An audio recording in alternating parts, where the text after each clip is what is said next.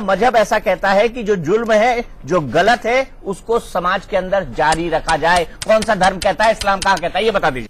جی ہاں، ٹرپل طلاق کا غلط استعمال ظلم ہے، لیکن جس طریقے سے قتل ظلم ہے اور قتل ہو جاتا ہے، ریپ ظلم ہے، ریپ ہو جاتا ہے، کرپشن ظلم ہے، لیکن اس کے باوجود بھی ویاپم گھوٹالا ہو جاتا ہے اور ملک کے لاکھوں کروڑوں بلکہ اربوں روپے آپ کے منسٹروں کے پیٹ میں چلے جاتے ہیں.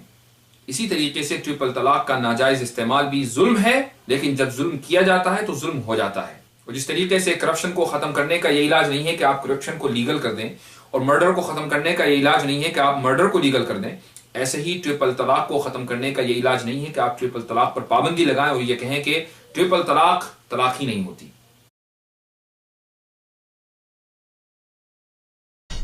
میں بڑا بیسک سوال پوچھتا ہوں. اسلام کے اندر جو ہے بہو وواہ بھی چلتا ہے، 3 طلاق والی بات بھی ہوتی ہے، 4 شادیوں کی بات بھی ہوتی ہے. کئی سارے اسلامک دیش ایسے ہیں جنہوں نے بہو وواہ پر روک لگا رکھی ہے یا بہت زیادہ کنڈیشنل ہے، لیکن بھارت میں مسئلہ پوری طرح سے کھلا ہوا ہے شریعت کے نام پہ. اگر پروشوں کو 4 وواہ کرنے کی اجازت ہے تو مہیلاؤں کو کیوں نہیں؟ مجھے اس کا جواب. آپ نے دراصل یہ مذہب پر اعتراض کیا ہے. یہ اعتراض مسلمانوں پر نہیں ہے، بلکہ یہ اعتراض قرآن پر ہے. اور جب مذہب پر، قرآن کریم پر یا اسلام پر اعتراض ہوگا تو دوسرے مذہب کی بھی بات آئے گی، اور ہمیں کمپیئر کرنا پڑے گا کہ جس چیز پر آپ کو اسلام میں اعتراض ہے کیا وہ چیز دوسرے مذہبوں میں موجود ہے یا تھی. اس لیے ہم کرسچینٹی کی بات نہیں کرتے، جوڈازم کی بات نہیں کرتے، بلکہ ہندوازم ہی کی بات کرتے ہیں. ہندو اسکرپچر میں لکھا ہوا ہے کہ شری رام کے فادر کی 1 سے زائد بیویاں تھیں.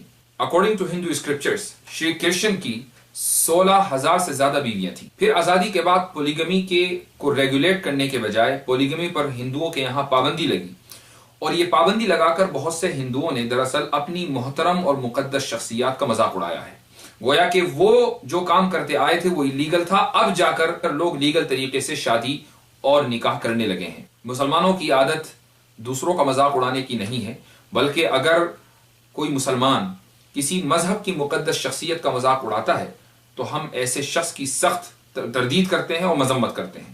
یہاں بتانے کا صرف مقصد یہ ہے کہ ہندوؤں نے پولیگمی پر پابندی لگا کر اپنی ہی مقدس شخصیات کا مذاق اڑایا ہے، اس لیے جواب دینے کے ذمہ دار وہ ہیں، ہم نہیں. اسلام میں سب سے پہلی بات تو یہ ہے کہ مسلمانوں کو اس بات کے لیے انکریج کیا گیا ہے کہ وہ ایک ہی نکاح کریں، لیکن اگر ایک سے زیادہ نکاح کرنے کی اجازت ہے تو اس کے پیچھے ایک لاجک ہے.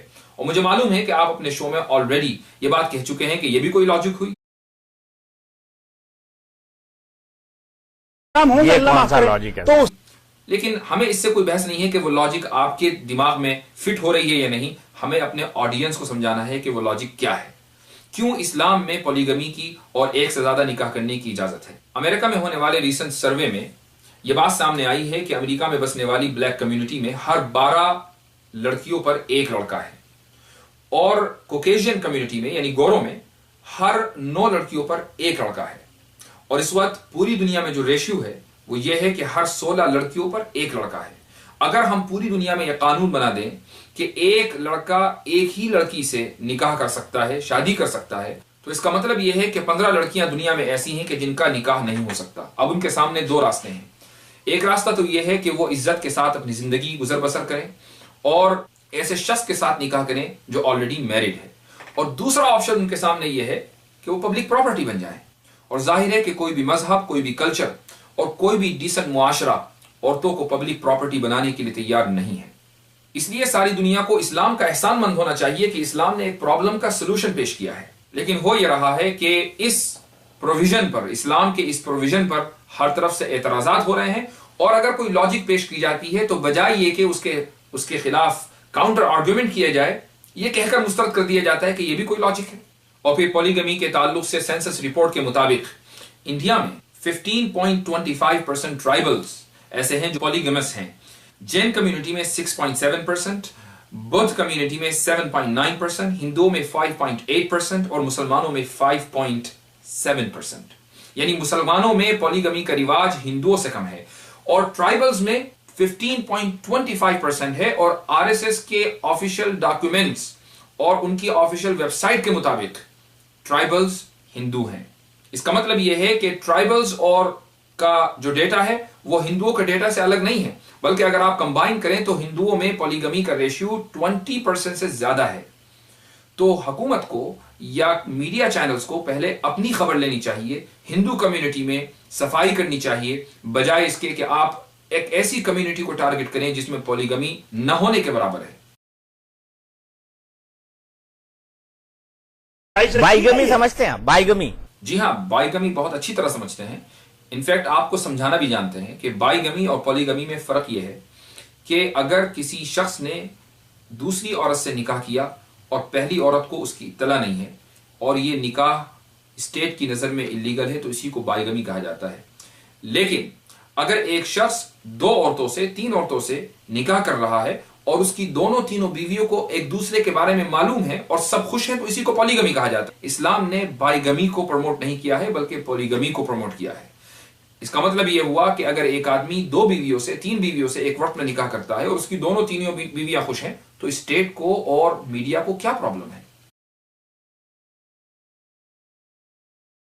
مولانا صاحب کی بات کوئی بڑا کر دوں کہ 2011 کا سروے یہ کہتا ہے کہ ہندو بھائیوں نے زیادہ یہ سب غلط کام کیے، ٹھیک ہے، تو کیا آپ انہیں فالو کریں گے؟ یا جو ہمارے اندر خامی نہیں، آپ یہاں پر اس طریقے کی بات کریے ہی مت۔ آج ہماری خامی چنی جا رہی ہے، کل ان کی بھی ڈھونڈی جائے گی۔ نہیں، بہتر یہ ہے کہ آج ان کی خامی ڈھونڈی جائے اور اگر کوئی خامی ہمارے اندر ہے تو کل ہمارا نمبر آنا چاہیے، اس کا الٹا نہیں۔ اس لیے کہ یہ خامی جس کو آپ خامی سمجھتی ہیں، پولیگمی، اگر یہ مسئلہ ہے، اگر یہ پرابلم ہے تو اس میں تو ہندوؤں میں یہ 20% ہے اور مسلمانوں میں یہ 5.7% ہے۔ تو جس کمیونٹی میں یہ پرابلم زیادہ ہے پہلے اس کمیونٹی کی فکر ہونی چاہیے، اور جس کمیونٹی میں یہ پرابلم کم ہے یا بالکل نہیں ہے اس کمیونٹی کی فکر نہیں ہونی چاہیے۔ لیکن میڈیا جس پیڈ ایجنڈے پر کام کر رہی ہے، میڈیا میں گٹس نہیں ہے کہ وہ اس پرابلم کا سامنا کرے اور اس پرابلم کے اوپر ڈسکشن کرائے اور ہندو کمیونٹی سے ریپرزینٹیٹیو بلائے اور اس مسئلے کے اوپر بحث کرائے۔